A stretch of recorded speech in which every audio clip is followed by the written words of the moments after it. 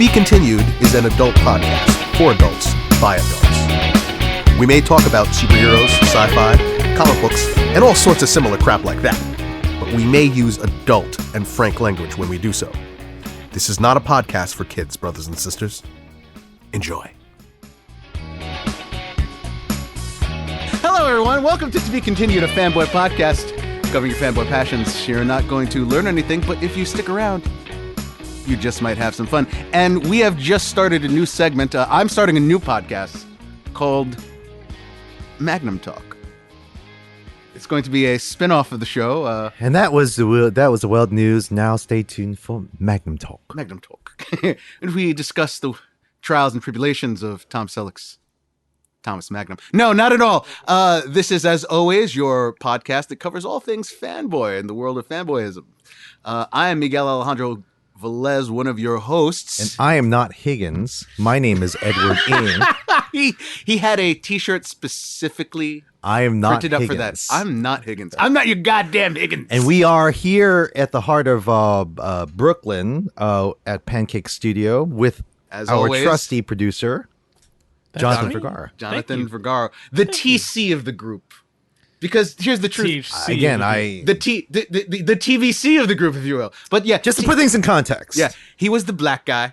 I go away just to put things in context. Hold on. Put in wider context. The reason why he's the TC of the group, Ed, is because the show does not exist without TC. Magnum gets nowhere and does nothing if he doesn't have access to the helicopter. Well, it's kind of weird because you saying that he's the black guy. Right. I'm the Asian. I think that I'm the black guy. You would be the Lieutenant Tanaka. I don't know what that means. Exactly. Okay. No so one does outside of those who watch Magnum recently. I go on vacation for a week. I go to Canada. John is like, all I'm what's getting, happened to this thing I've got become part of? Blame Canada. And just pretty much every text I get is talking about nothing but Magnum? Magnum PI. Miguel's been on a Magnum journey, and he's been sucked into the Magnum crusade, PI if you will. singularity. If you will. Magnum Menace. Magnum. It's Doctor Strange and the multiverse of Magnum Madness. But we're not talking. I mean, we're not getting into Picard just yet. No, we will be getting to Picard. Because we're not. He didn't get sucked into a Picard singularity. No. But he got sucked into. I blame the Duffer Brothers.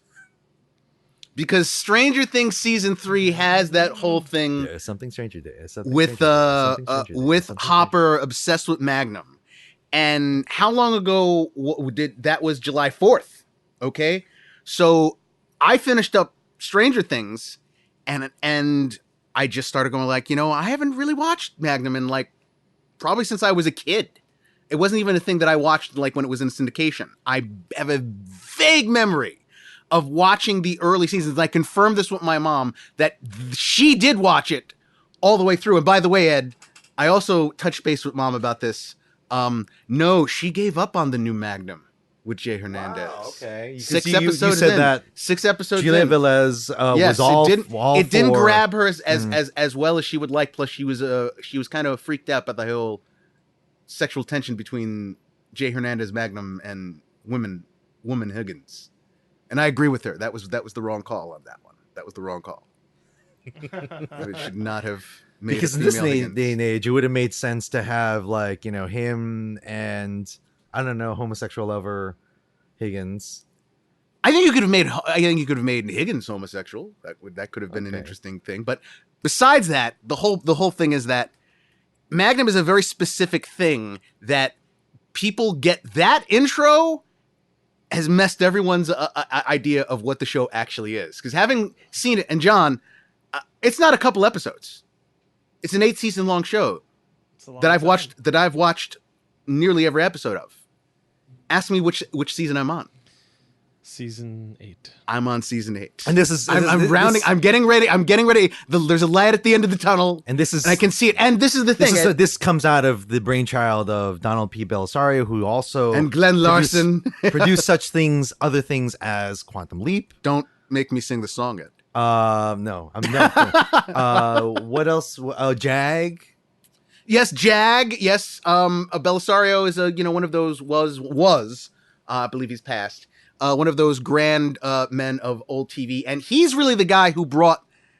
Why are we talking about Magnum, Ed? Why are you doing this?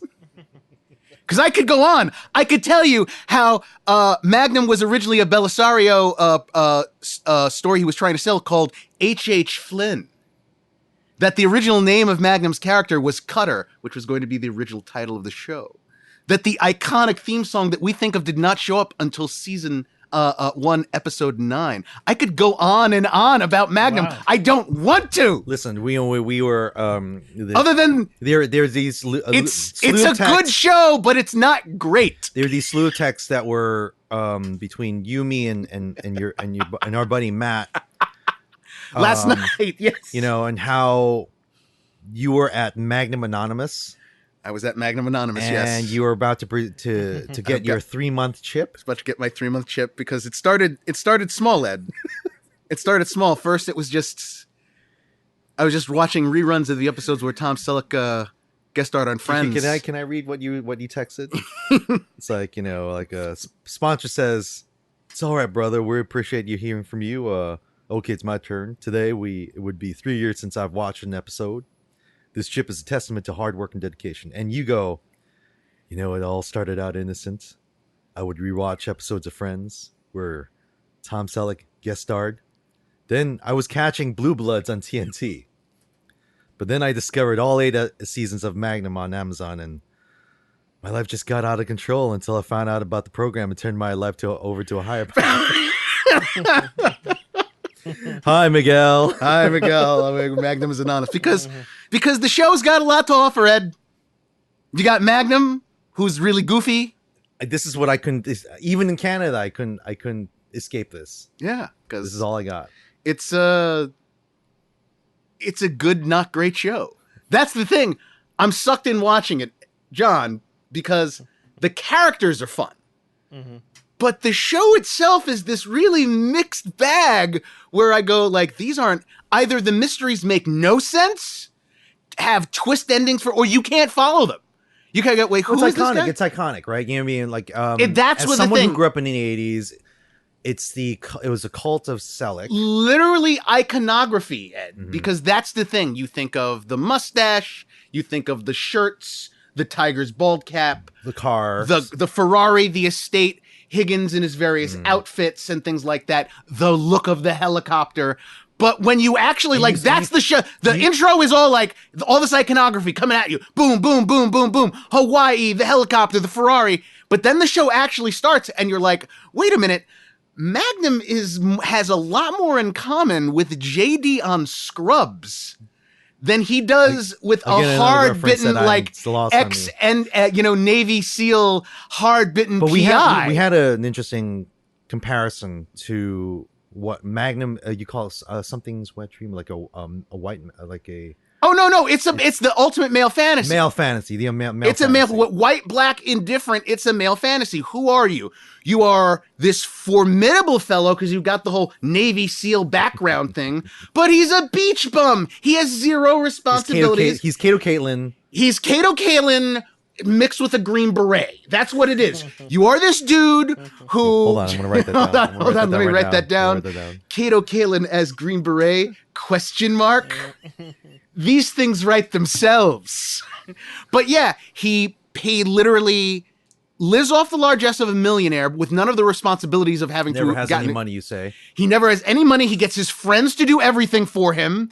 It's really them who do the legwork on the show. He's completely irresponsible, but he's got this, disarming charm, and every woman who sees him is instantaneously wet panties, week after week it's go help people. You have a righteous reason for violence because, like I said, he is mowing down mother effers left and right with zero consequences, mind you. And that's like he's just shooting people, and I go like, did he cover up this murder? There are episodes where he straight up everyone talks about this one famous episode called "Did You See the Sunrise?" where literally Magnum, that's it, which by the way was parodied in that episode of Archer about terms of enragement or something, in Rampagement or whatever it was, where he says at the end to the bad guy, "Did you see Regis this morning?" That's the ending of an episode of Magnum, where Magnum tells this Russian ex-colonel who had him in Nam in like a tiger cage, who had killed off a buddy of his Not a buddy from him is from Nam. A buddy from him when he's living in Hawaii, and he basically the guy gives him the whole Lethal Weapon 2 diplomatic immunity thing. He goes, "They will simply assign me to another country. You cannot touch me, Magnum. Diplomatic immunity." And Magnum, the guy walks past him. Magnum's looking all angry, and then he turns to him and he goes, "Hey, Ivan, did you see the sunrise?" Boom! And that's it. No afterwards, no, hey, here's what happened. It's like Magnum just blew this guy away, and we're not going to find out anything about did he bury the body? What did he tell the rest? It just no. And that happens a lot. I have to ask, does he have a license to kill? No, because he's barely a PI. There are episodes that are all about Magnum did not have enough money and time to re-up his send in the funds to get his PI certification. But the whole thing is he's this incredibly likable character who you get this bond with because he's always talking to the camera. He's always narrating. And this is what it's like. It's Scrubs, only action adventure, in all honesty. Magnum is JD. Higgins is Dr. Cox. Okay? Black Scrubs is TC. Black Scrubs, of course, is the joke from Family Guy about Turk, who is the other character, who is the Black Scrubs. But anyway, yeah. So I think we lost Miguel. We lost him. I only have a few more episodes to go, Ed, so you won't have to. Because I got to start in on The Boys, which I was supposed to do. Want to ask me what I'm drinking? What are you drinking, Ed? Seagram's, and I'm having macadamia nuts.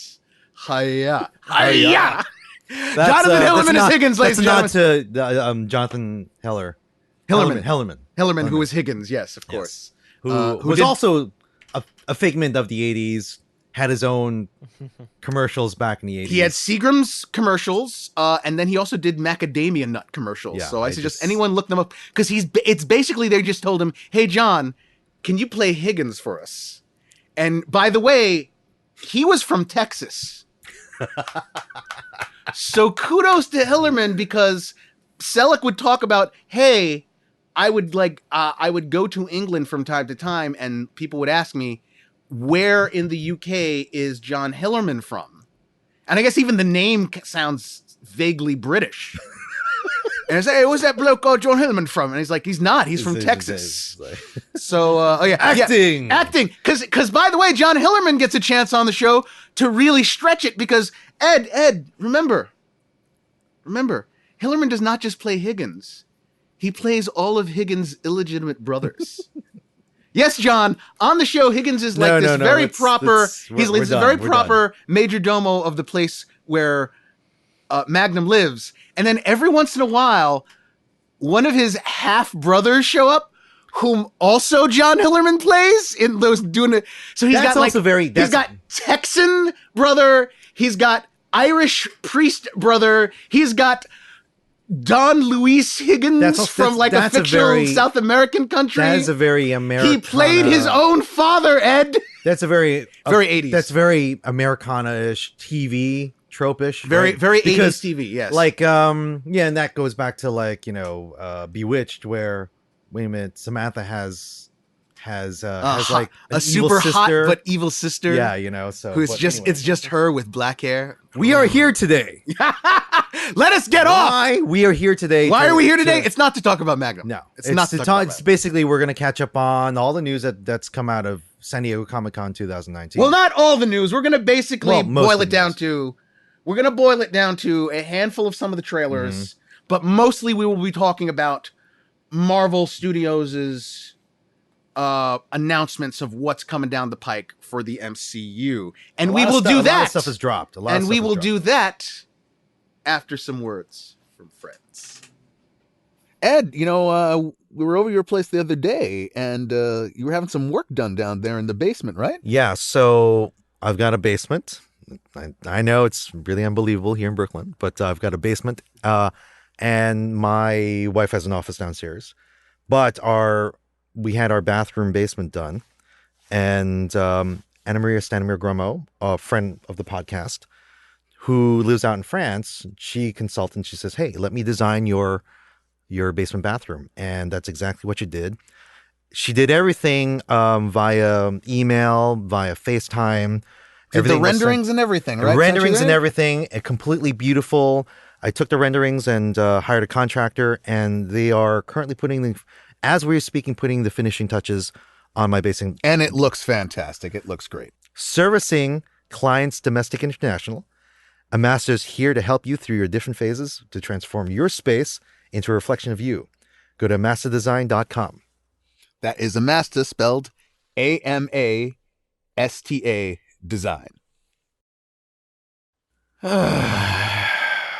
Oh, what's the matter, Miguel?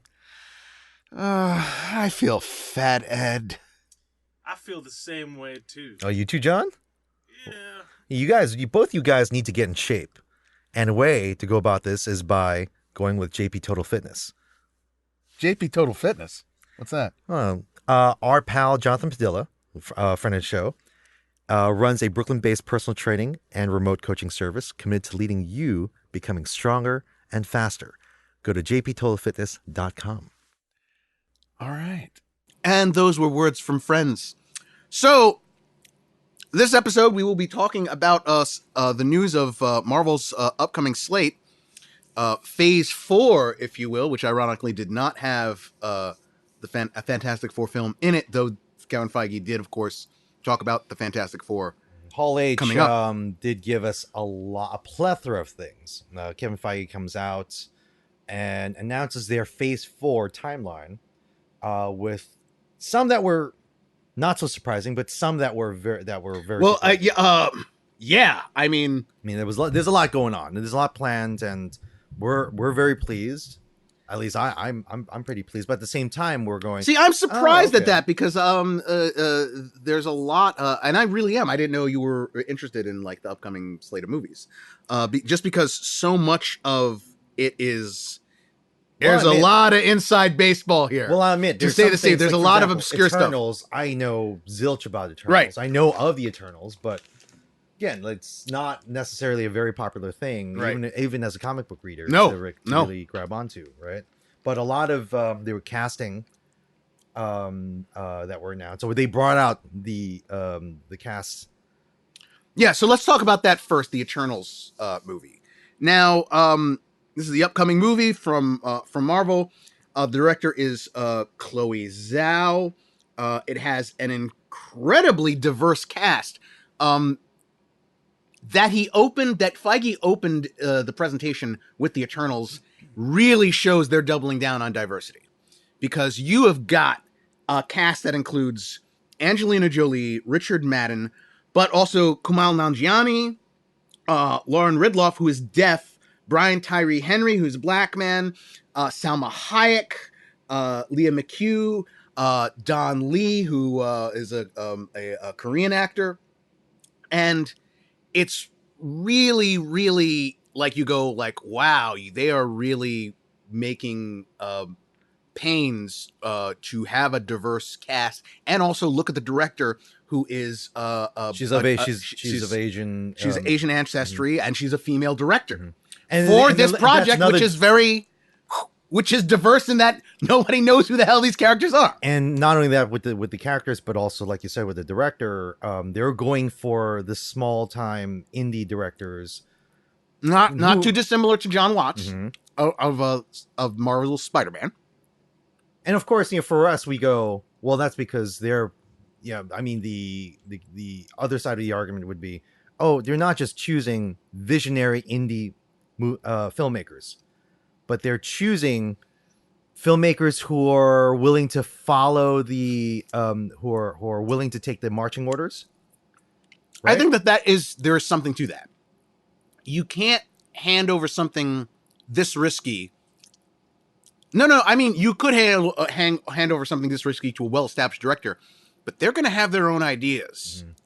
There's no doubt that, in my opinion, that Feige does choose some of these people with the idea that, okay, look, we're giving you a big chance here. We're giving you a big shit that you can cash in anywhere. But you got to do certain things, follow certain things that we're going to tell you, include certain elements that we're going to absolutely because there are a lot of things that they have to comply to. For example, and we were talking about this yesterday, like a day will come when Marvel Studios will have to address the PG-13 issue, which ultraviolence, which sexuality. this we'll get to that later on with one of the announcements at this Comic-Con. But as for this film, the Eternals, John, you've never heard of the Eternals.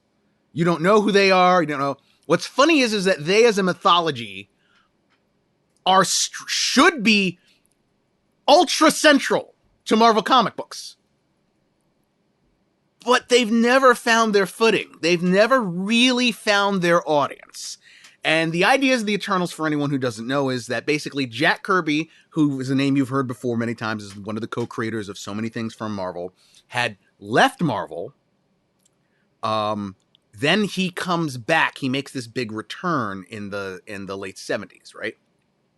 And one of the things he wanted to do was, Kirby had this idea of, you know what? These things should not be just like go on forever. Kirby he had a lot of artistic pretensions in some of his stuff, especially his solo work. And he was like, there should be self-contained stories. There should be these creations that I created should even end. So he comes up with this idea that he first tries sort of in DC Comics after he leaves Marvel. He does the New Gods. And literally in the New Gods, it's about, well, came a day when the old gods die. The old gods are never named. But I will say this, literally in a DC comic book, when you have these New Gods characters checking out like a place of devastation, a place where the old gods died, they pick up a helmet. It's Thor's helmet. Like, he was like saying, no, these stories should end, and then something new should grow out of them, and on and on and on. New Gods never quite found their fitting either. He comes back to Marvel, but he's obsessed with sort of this space god, this sort of intervention from the outside, big cosmic themes, and he comes up with the Eternals. And the Eternals eventually they were supposed to be separate from Marvel, like outside of their continuity, and then they get integrated into it. And the basic idea is there are these cosmic beings, these giants. And when I mean giants, they are huge. They are, skyscraper tall or taller beings who are called the Celestials. They are silent. You never hear them. You never know what's on their mind, really. Why are they doing what they're doing? But they go from planet to planet throughout the universe where life has evolved, and then they tinker with it genetically on a genetic level. And in their tinkering, they produce something. They produce, on Earth, they produce these two offshoots, and then they mess with normal human beings as well, which usually ends up forming like a third offshoot. So offshoot number one and in the process, there was drama between them and some of the regular Marvel characters. So their first offshoot are the Eternals, which is the name of this, what this movie is going to be. And the Eternals are basically nigh immortal, perfected beings, each of them having the same base abilities, but then through training and whatnot, some of them excel in one thing over the other. So one might use his inborn abilities to give himself great speed. Other might have transmutation of matter. One might, I have great strength or whatever. They fight a group called the Deviants, which is sort of like the Danny DeVito to their Arnold Schwarzenegger, if you will. And the Deviants are also long-lived, and they are these grotesque, horrible creations, and they have varying powers too, but they also have gross deformities, and Kirby's idea is like, well, all the stories of angels and higher gods in mankind's history, those are the Eternals. And all the stories of demons and creatures who live below ground and yada yada, devils, and those are the Deviants, all right? And he even ended up giving them names which had like sort of if you squint, you could see, oh, that's supposed to be this. So there's a character called Makari, Mercury, Icarus, Athena, Well, which brings me to Gilgamesh. Now we know, like Gilgamesh the Forgotten. As a comic book reader in my childhood, Gilgamesh the Forgotten, and it's safe to say Kirby did not invent Gilgamesh, right? He's, for you kids out there, eventually you'll get to college and read about that. But that's besides the point. He wasn't there once was a time where there was Gilgamesh the Forgotten. There was a D team, like a D leveled Avengers set lineup.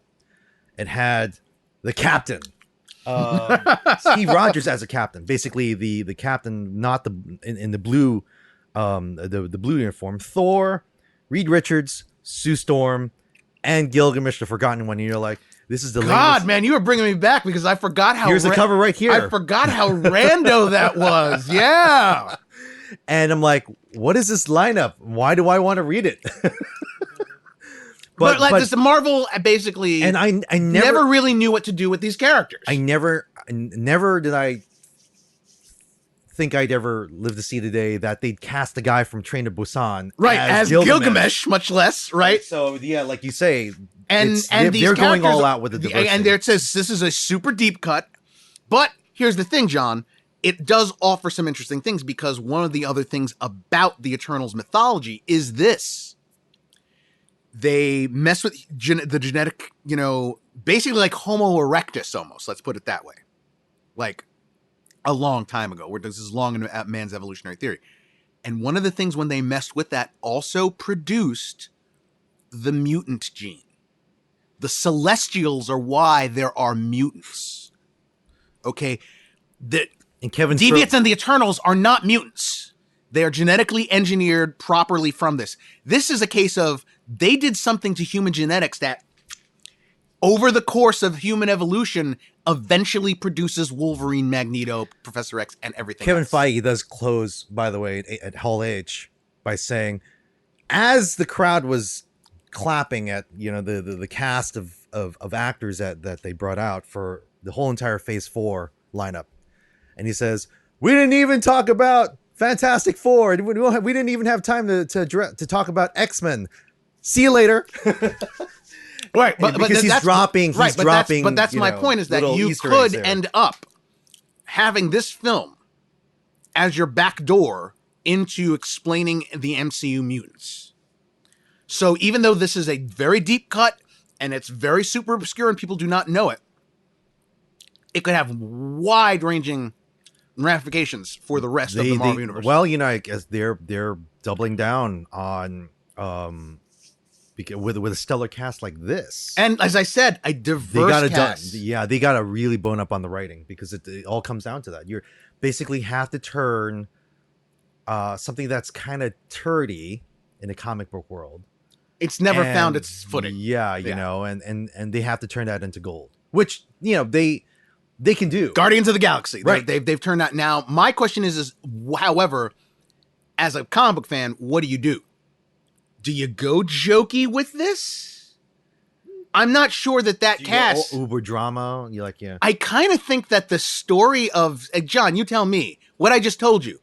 Do you think that lends itself to the funny ha-has every 5 seconds, or does it sound like bat-esque crazy sci-fi, but still like serious sci-fi, something where I'm going like already I can tell basically you're telling all the kiddies out there, hey, do you like Captain America? Do you like Quicksilver? Do you like all these other characters? It's because of the space gods. It's like you kind of have to give it some gravitas. I mean, already like Angelina Jolie, Richard Madden, Salma Hayek, yeah, these are not Brian Tyree Henry. These are dramatic. These are some of these guys. Brian Tyree Henry, already from theater, but we also know him from Atlanta. He was also in Book of Mormons.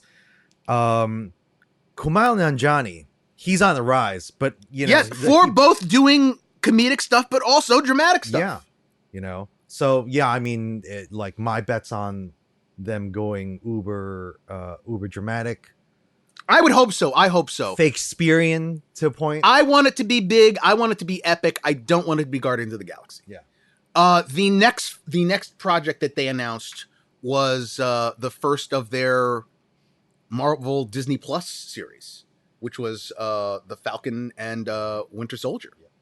And they bring out Mackie, they bring out Sebastian Stan. This is what I heard, and I don't know if this is confirmed or not. That's a very general storyline is because Sam Wilson's already been handed the shield. Right, we're picking up from the end of Endgame. And there's going to be less acceptance of him, right? So that's going to be the battle, right? You know, it's like... And I think that's the way to go, because that's the truth. Yeah. Because online, everyone's like, I don't know, why do they have to end Cap's story that way? Why do they give it to Sam? He's just a normal guy, blah, blah, blah. Not counting the fact that this has been done in the comics countless times. I can already see Captain America's 80-year history, and people are like, I can't believe they handed the shield off to somebody. How many times has it actually happened in the comics? But supposedly the text that we're supposed to respect above all others, it's happened, people. Get over it. A black guy's Captain America. Move on with your lives. But it doesn't sound like that it's going to be a Sam versus Bucky story, you know. I hope not. I hope not. What might work is Sam, I don't know, he has to hide from there was a first talking about this that it would include the character of US Agent, which in the comics, John, here's the deal. John Cena. Yes. Absolutely, yes. I'm not one of these guys that only goes for... Did I just say something? I don't really go for it, but okay, so in the comics, John, there was a character who I'm going to get this reversed. He's either John Walker or Jack Daniels. I forget which it is. I know him as John Walker. Right, it's John Walker. Yes, but they had to hide his identity. He goes from John Walker to Jack Daniels. I'm not even joking, John. Mark Grunwald, I love you, but you went too cute with that one. God bless you. He's up there with the Angels now. Now, whiskey. In the comics, there was a superhuman commission in the United States government that basically goes to Steve Rogers and says, "Look, here's the truth: Captain America as a thing belongs to the United States government. We created the super soldier serum. We made the shield. We came up with the identity. Yada yada yada yada yada." And they say, if you want to continue on as Captain America, you're going to have to do what we say, go on the missions that we want. Otherwise, we're revoking you as Captain America. We're revoking Steve Rogers, all the support he gets from the United States government. I mean, everything here that we're talking about, my mind is blown. What you're talking about, basically. Now, one thing that's been kind of missing from the whole Captain America storyline here is the nomad aspect of it. Right. These two guys, they are the nomads. They'll be the men without a country, right? So and therefore, there will be I hope to God that Bucky we see him with the shield at one point, or that they sort of sharing the shield, and they kind of are really. I think it'll be interesting to see what they do in terms of Bucky's characterization. Yeah. But continuing as I was saying, so sorry about that. U.S. Agent is what happens is Steve Rogers says he doesn't fight it. He's like, oh my God, you guys are kind of right.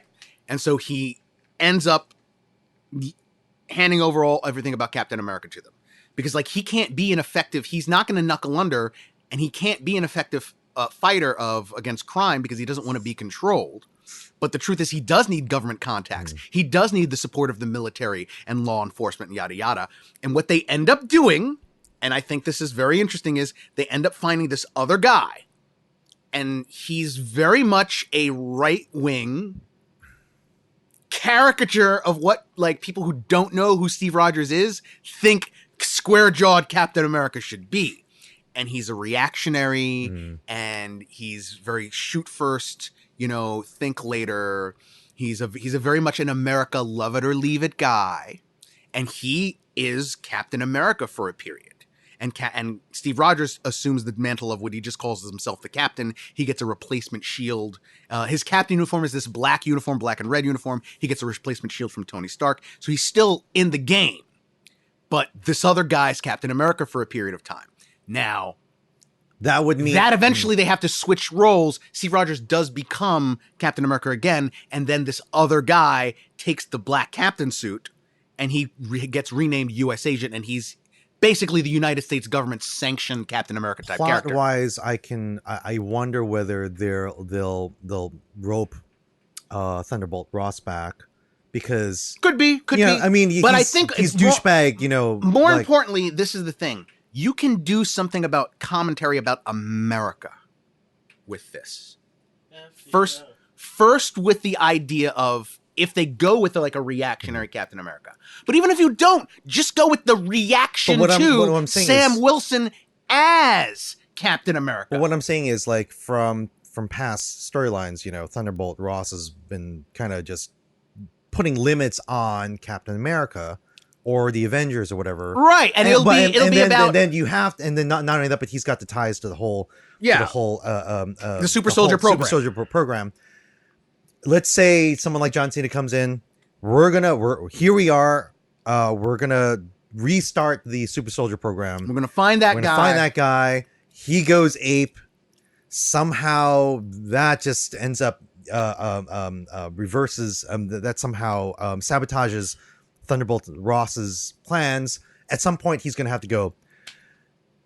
It's up to you guys, Sam. Right? Yeah, exactly. Bucky, you know. Now, but I'm saying you can do something that has actual meat to it, more than just here's another superhero type story. Here's like, well, what does it mean to be Captain America? What did it take to be Captain America for Steve Rogers? Was it just the serum? Is that what it takes to be Captain America?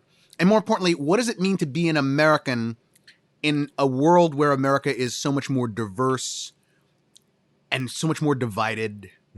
I think that you can do something with the series. And of course, probably the biggest other thing is that announced at Comic-Con was that you're talking the return of Thunderbolt Ross. They don't need a new villain or behind the scenes. They've got a villain. Brule as Zemo, which is first of all, Zemo is one of the best. He might be the best villain in the MCU because he actually accomplished what he said he was going to do. He does break up the Avengers. He's the one who sets the table for Thanos. All the crap, all the cosmic beings and stuff that Thanos throws at Earth, all the stuff, Ultron, yada yada. To breaking up this one Avengers. Dude just did it. And no powers, no anything, just his vengeance. cunning. Right. Vengeance and cunning, his commitment. And here he is. They're going to bring him back. Daniel Brühl is an amazing actor who I don't think has really gotten his due. And so who knows where this leads, because we'll get to this in one of the other series. I think that there's a reason Feige premieres this Disney Plus stuff with the movies. I think that's very, very telling. So who knows if these characters are going to return back later on. All right. Next on the hit parade, I guess Ed, we're going to go, go Thor? No, that's what Shang-Chi.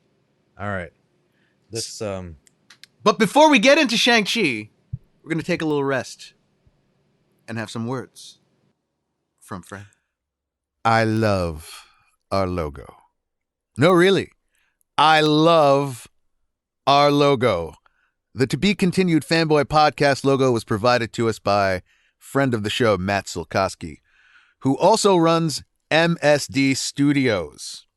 And what does Matt do at MSD Studios? He provides positive reinforcement for your brand. Located in Philadelphia, Matt has worked with clients of all sizes and has helped them to focus on designs for campaigns, rebrands, and new brands. Get in touch for your next project. MSD Studios. That's msdstudios.com. Hello out there, everyone. My name is Miguel Alejandro Velez. And Edward Ng here. And we are the hosts of To Be Continued, a Fanboy Podcast. As anyone knows, we are based out of the Park Slope, Brooklyn-based Pancake Studios, providing to us by one Jonathan Vergara. Ed, what can they expect to get out of Pancake Studios? And here at Pancake Studios, covering your audio recording, production, mixing, and mastering needs. And Jonathan is a complete wizard when it comes to these things. Coming this month, it would be our 3rd year anniversary. And he's made a home for us here and continues to produce quality. Look no further. Pancake Studios, go to www.pancakestudios.net. So another thing that dropped at Hall H, Shang-Chi and the Legend of the Ten Rings. This is, again, one of those properties that, Miguel and I, we've talked about and said, you know what? There's just not much to know about Shang-Chi other than the fact that, as comic book readers, he's Bruce Lee, basically. This is another deep cut. and directed by Dustin Daniel, and who's from Hawaii, like Magnum. What about 5-0? What about Hawaii 5-0? But let's not get into that. Right. Dustin Daniel and Cretin. That's a one name. He's a one named. Okay. Oh no, that's the whole entire name. Dustin Daniel Cretin, right? Right. You know. Okay, so they casted, and I am kind of glad, and I'm very pleased by the casting. So far, we only have 3 on the list. If you go to IMDb, you'll see Simu Liu, who for many here in the States do not know, is the star of a Canadian sitcom called Kim's Convenience. It's very funny. Korean family living in Canada. He's got the look, though. He's got the look. He's also stuntman. So there you can find his him doing various things on YouTube and his social media presence, and he's like, okay, you got the moves. Because chances are that they're not gonna cast like a Ken Jeong to be Shang-Chi or anything like that. I mean, that's just how it is. Awkwafina, she's another one of these Asian. Take that Mandarin, motherfucker! She's Awkwafina is another one of these actors, actresses who are on the rise. And this completely blew my mind as the Mandarin himself, and the real Mandarin, not the fake Mandarin. Yes. Okay. Because the title does say The Legend of the Ten Rings. Tony Leung Chiu Wai. And what has this man done in Chinese Hong Kong? And yeah, I can understand, if you're listening to this, you may not be like me, where you grew up in the 80s in a very Chinese household, watching Hong Kong films, watching Hong Kong TV programs. Tony Leung is a veteran. He's the Clark Gable of Hong Kong, and he's had a very illustrious career in basically everything and anything. Name me his biggest role. Well, look, his as a movie actor, along with Leslie Chung, who also passed away. Geez, I need to bring that up. Well, most recently is the Grandmaster, which is another telling of the Yip Man story. But a very gutsy, a string of gutsy movies that were directed by Wong Kar-wai. Okay, In the Mood for Love. He was also in Infernal Affairs. Yes, Infernal Affairs. For those who don't know, is Chungking Express. These are great. These are movies that people go to film school and study. Infernal Affairs was quite a while ago, wasn't it? Yeah, and Infernal Affairs, which ended up becoming what's the movie with Nicholson and DiCaprio? By Scorsese. I'm forgetting the Departed. The Departed, right? So yeah. I mean, Scorsese is aping the movies that this man has done. So Marvel went for, and this is just the tip of the iceberg on the movie. Marvel's going for a brass ring here. I think they want a Black Panther style hit. I think they are aiming once again for that diverse market. And they're making a silk purse out of a sow's ear, because they're reusing this thing which could have been two things that could have been very toxic.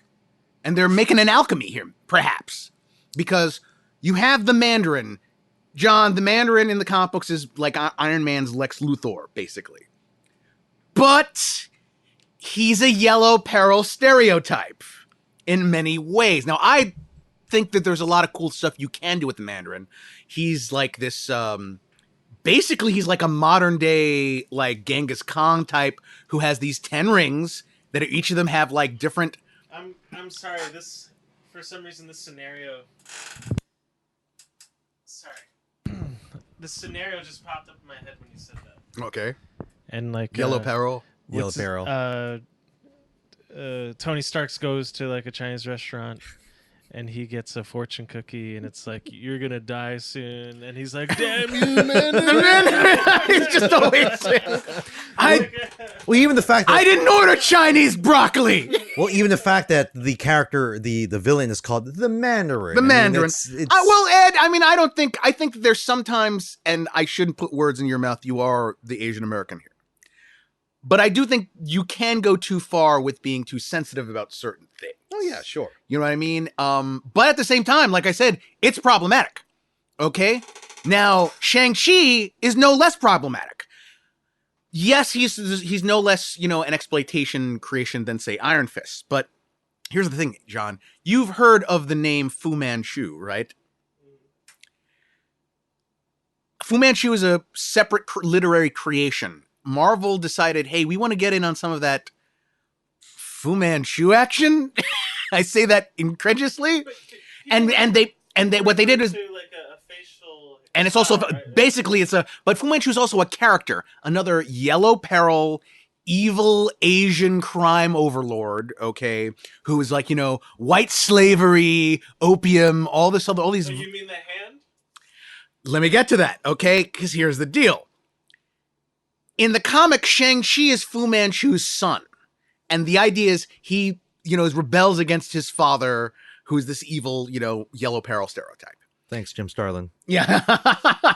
Doug Munch, I believe. Englehart and Starlin. Englehart and Starlin, Yeah. really? Oh, but I think a lot of the stuff was Munch. Anyway, so here's the problem, okay? You can't have a yellow peril stereotype in the 21st century. What they've done is they decided, well, we don't have the rights to Fu Manchu, and that's this really bad yellow peril stereotype anyway, but we did introduce this 10 Rings terrorist organization. We had this whole fake out in Iron Man 3, and then a Marvel one-shot mini-movie that said, no, there is a real Mandarin, and people kind of forgot about that. And now it's like, hey, here's what we're going to do. Shang-Chi is not Fu Manchu's son. We're going to make him the Mandarin son, and we're going to perform some kind of alchemy here. And I am all for it. I think that it's another market demographic that you can go for. I think And it's they have another to be kind of genre. uber sensitive because, I mean, if nowadays, if your movie is defined by overseas money, Right. Right? That basically will say, whether your movie is a blockbuster hit or not. Mm-hmm. And it's by overseas money, then you have to really be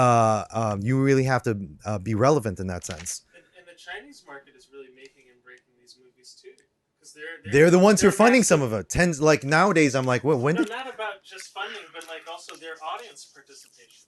Like they could make a movie hit the $1 billion mark. Mhm. They are the difference. They can be the difference between this film did 700 or it did, as you say, $1 billion. Or even if not, it could be the difference between a movie like, oh my God, we sunk $150-200 million into this film. Domestically in the US, it's barely made its budget back. Maybe not. But once we get those overseas numbers, we're sitting pretty. Now it suddenly has become a hit. So yeah, obviously there's the diversity play is the not market share has changed. right. Yeah. And so it's not just, a high-minded social justice warrior thing. It's not just, isn't it great that we're being diverse for the sake of diversity? There are practical reasons. Yeah. Exactly. There are practical reasons. And you don't want to turn off like $1.5 billion. Right. The audience, Pacific, potential audience. exactly. Yeah. The Pacific and the Asian market are gigantic, and What they're was the gonna. recent movie that broke $1 billion that I mentioned the other day, but I kind of escaped me. Not, by the way, has nothing to do. That's separate from Avengers, that just broke. No, Ed. It's still they're still $38 million or something away from Avatar, Ed. Yeah, I looked that up. Really? Yeah, they have in the re-release. They still need to get like I thought that was $35 all million. over the news that they broke $1 billion. No, I mean, they did. no, that they broke. No, they Avatar. still got like I think like 35 million or something to go. What was It's it? a minor thing, Ed. It doesn't matter. All right, Moving on. whatever. I don't know what film you were talking about either. When you said, Yeah, I'm just was trying it to Lion King? I don't know. It was a comic book genre, I think. Okay, I don't know Well, what it is, whatever. but Moving on. But yeah, so Shang-Chi. What are your hopes for it, Ed? They're gonna have to reinvent the wheel, right? Because the whole, I can't do Tony Leung, but maybe he'll say something along the lines of, "Little do you know of your origins, Shang-Chi, Join me. Join me, your father, Fu Manchu, dun dun dun." I mean, has to be more than that, right? It has to be something more. Well, and we don't know the rest of the cast yet either. I personally, Ken Jeong. if he doesn't play Shang-Chi's mentor, I mean, there's no use. I won't even watch this movie. I am hoping they do. I hope they do pull a Black Panther. I hope they pull in James Hong. I hope they pull in Cary Ogawa. I hope they make it an all-star character actor and Asian festy. Just bring all those guys in. Because we all look alike too. How is that known? What did I? That's even what I said. I wasn't pointing a finger at you. I'm pointing the finger at General Society. But I blame society. Here's what I hope. I hope it is a complete, and I don't care. I hope it's a complete Bruce Lee pastiche. I mean, I hope it basically is. I hope it doesn't piss off Shannon Lee. Okay. And you know what I'm talking about. I know, but no, I hope it's a complete, total Bruce Lee pastiche that is basically like, hey, did you like Enter the Dragon? And wish we could make Enter the Dragon in like a modern day with a $175 million budget? This is what we're doing. And we can do that. I don't want him to have powers. He has powers sort of more or less recently introduced in the comics where he can make like multiple copies of himself, which I don't even get that. Yeah. It should just be he's the master of Kung Fu, and that allows him to operate on the level of the Avengers. And most interesting is the fact in the comics, Shang-Chi has become an Avenger. So I think we are seeing the early stages of, okay, what's that next team going to be looking like? You talked about, well, there's an Avengers team with the Captain and Gilgamesh. And like, John, in the comics, it wasn't always all the heavy hitters. In the comics, there have been funky periods with these sort of all-star superhero teams like Justice League and Avengers, where it's kind of like, you go like, the Justice League is Superman and Batman and Wonder Woman. But there was a time when the Justice League was the Martian Manhunter and Blue Beetle and Booster Gold. And you know who none of these people are. Oh, what's this? What's that? Oh, Childish Gambino's been casted as Black Belt Jones? What's that? Oh, because you said Enter the Dragon in the contemporary. Might as well. I think it would be very interesting. Are they gonna bring him as Leroy? Oh my God! So they're gonna totally rewrite it. So it's the Shogun of Harlem is the new bad guy. It's got. We'll see. You will miss all of its heavenly glory. Now, next up on the chopping block is another series, the Disney Plus, which was WandaVision. Yeah, bringing back Elizabeth Olsen and who's the Vision again? Paul Bettany. Mm-hmm. Right. Now, last we saw of both of those characters, the Vision had been destroyed in Infinity War, and Scarlet Witch almost curb stomped Thanos before being interrupted. And now we're like, well, where are we going to go with these characters? And spoiler alert: Paul Bettany. The Vision is going to be alive again. I mean, this is just a given, okay? He's a synthetic creature. He might be white. He might be white and emotionless because that's a thing from the comics. There might be real magic involved. There might be mutancy involved. We don't know. There might be something about resurrecting her brother Quicksilver. And as of yesterday, this guy texted me that they casted Monica Rambeau, and we're not talking about Monica Rambeau as a child from Captain Marvel. Captain Marvel, who's Lashana Lynch's daughter in the film. But they casted an adult version. So it's been the 90s. That character is now grown older. So remember the little girl who was Carol Danvers's quote unquote friend, lesbian friend. Suggestion. And so that character is now grown up by now. And she's going to be introduced in this series. And that character does get her own level of superpowers. At one point, incredibly powerful. She was Captain Marvel. She was actually my Captain Marvel. Right, of that the you 80s, grew up with from the 80s. And the leader of the Avengers. She was. All right? People talk about, and then at some point, they renamed Black her Woman was the leader of the Avengers. They never could quite then, after a while, really know what to do with that character. But they're introducing her in this WandaVision show, which goes into the next part of it, which is like who knows where this is going to go, what characters they're going to introduce. I thought there was going to be a tie to Doctor Strange. I'm getting to that. Right? Okay. So we're introducing this character, Monica Rambeau. could this be part of her origin? And then could this simply be, hey, we're building something here on Disney Plus. This is going to appear later on. We're building the new team of Avengers before your eyes. You don't even know it. Because Photon is Monica Rambeau is extremely powerful. You would absolutely want her in a big budget film to see what she can do. Like, that's not just like, oh, let's have her as kind of a supporting character on the show. It doesn't make any sense to introduce her that way. But then the next thing is that, yes, almost immediately, as soon as WandaVision drops on Disney Plus, only weeks or months later, essentially, Doctor Strange is going to come out, and events of WandaVision will play into that, and Wanda, the Scarlet Witch, will be appearing in Doctor Strange too, in the multiverse of madness. So how does that work out exactly? The bad guy was rumored for a long time to be Nightmare for in the multiverse of madness, but I think it's still early goings. Bringing in Wanda means, okay, is she a sidekick character? Are they essentially here's my question. Are they essentially replacing Clea with Wanda? Well, I'm just trying to think. Will they bring in Betty White as Agatha Harkness? Edward. Why must you Why must I be tampering with time? No, Yes. why must you say things that are absolutely, completely, and totally perfect all the time? Because MCU Agatha Harkness, MCU knows one thing. MCU Agatha Harkness.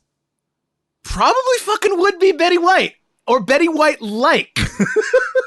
To say the least. I mean, God damn, Ed, I bow to you and the Buddha nature within you. Thank you. Yeah, so we're getting the new Doctor Strange that is going to take some elements from this Disney Plus show, which is already, like I said, introducing a character that you kind of have to use later on.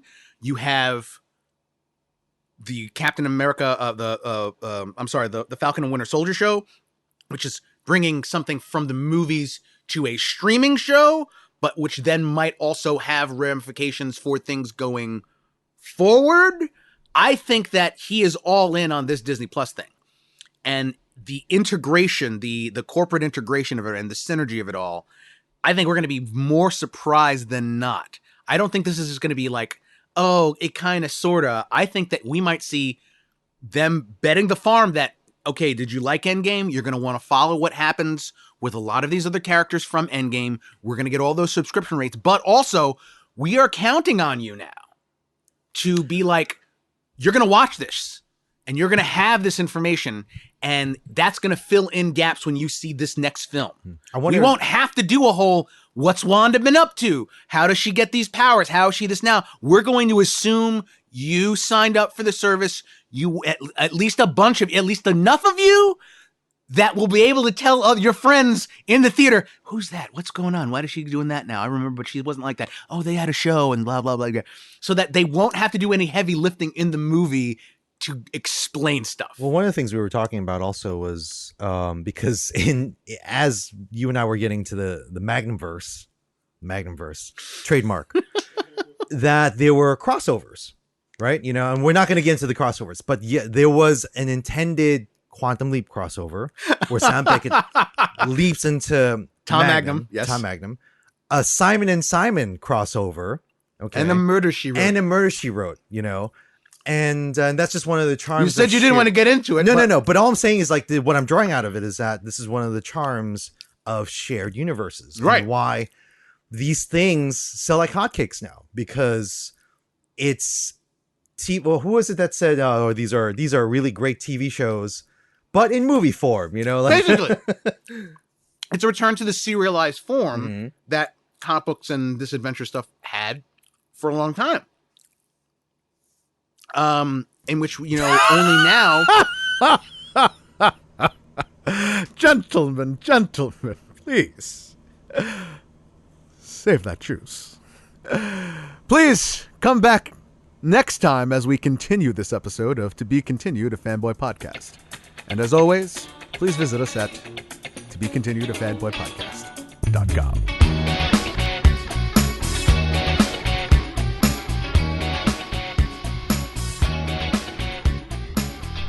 Hey guys, thanks for listening to Be Continued, a Fanboy Podcast. Our website is www.tobecontinuedafanboypodcast.com. Check us out on iTunes, Google Play, Facebook, Instagram, and Twitter.